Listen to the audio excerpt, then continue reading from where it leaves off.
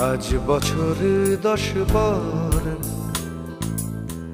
দীর্ঘশ্বাস করে ভর খুঁজতে গেলাম কফি হাউসে স্মৃতির নুড়ি পাথর। আজ বছর 10 পর দীর্ঘশ্বাস করে ভর খুঁজতে গেলাম কফি হাউসে স্মৃতির নুড়ি পাথর। সেই তো চেনা চেনা কফির গন্ধ আর পুরনো পাখাগুলো ঘুরতে চায় না আর।